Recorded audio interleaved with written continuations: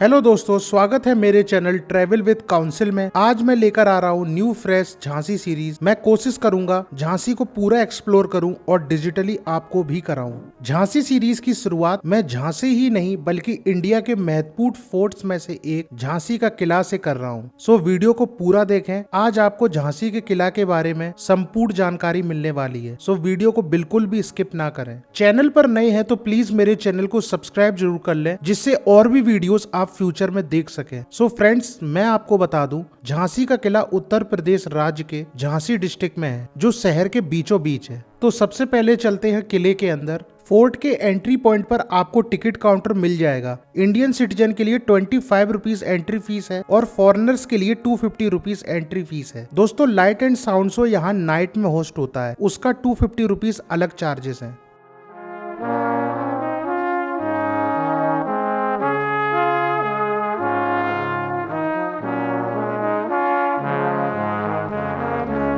दोस्तों, अभी आप जो ये तोप देख रहे हैं, इसका नाम कड़क बिजली तोप है। रानी लक्ष्मीबाई द्वारा 5857 के विद्रोह में इस्तेमाल की गई ये तोप देशभक्ति, शहादत और स्वतंत्रता में अटूट विश्वास के प्रतीक के रूप में इस किले की प्रवेश द्वार की शोभा बढ़ाती है।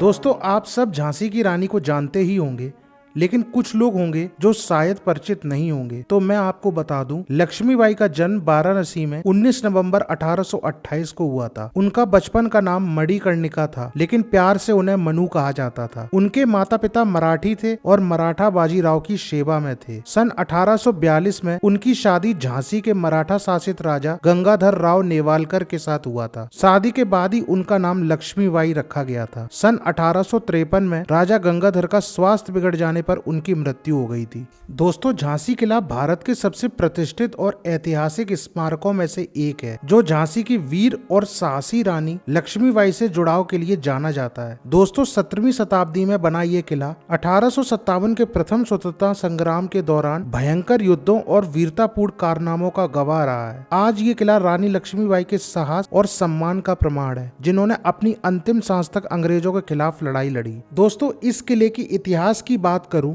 तो ये किले का निर्माण मूल रूप से ओरछा के राजा वीर सिंह देव ने 1613 में मुगलों और दूसरे आक्रमणकारियों से अपने राज की रक्षा के लिए करवाया था। किले का नाम पास के गांव झांसी के नाम पर रखा गया था, जो बाद में झांसी बन गया। सदियों से ये किला कई शासकों के अंडर रहा है और फिर 1729 में मराठों के अधिकार में आ गया। और फिर इस किले का बिगेस्ट टर्निंग पॉइंट आया जब 1817 में ब्रिटिश ईस्ट इंडिया कंपनी ने मराठा पेशवा के साथ एक संधि पर साइन किए, जिसने उन्हें झांसी के मामलों में इंटरफेयर करने का राइट मिल गया।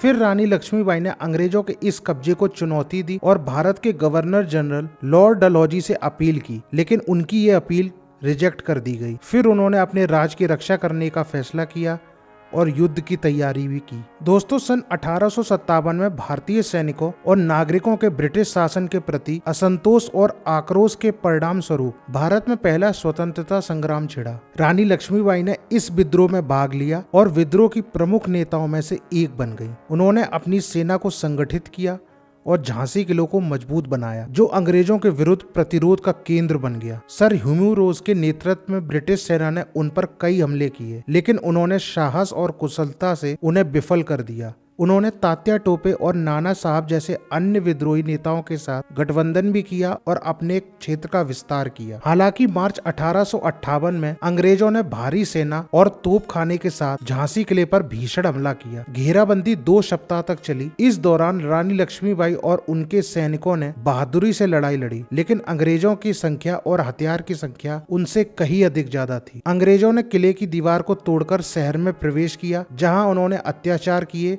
और निवासियों का नरसंहार किया। रानी लक्ष्मीबाई अपने कुछ वफादार अनुयायियों के साथ एक गुप्त मार्ग से किले से भागने में सफल रही। वो मार्ग मैं वीडियो के एंड में आपको दिखाऊंगा। और पास के शहर कालपी पहुंची, जहां वे अन्य विद्रोहियों के साथ फिर से संगठित हुई। उन्होंने अंग्रेजों के खिलाफ तब तक लड़ाई जारी रखी जब तक कि 17 जून 1858 को ग्वालियर की लड़ाई में वे बुरी तरह घायल नहीं हो पाई। वे शहीद हो गयी और भारतीय जनता के लिए वीरता और देशभक्ति का प्रतीक बन गयी।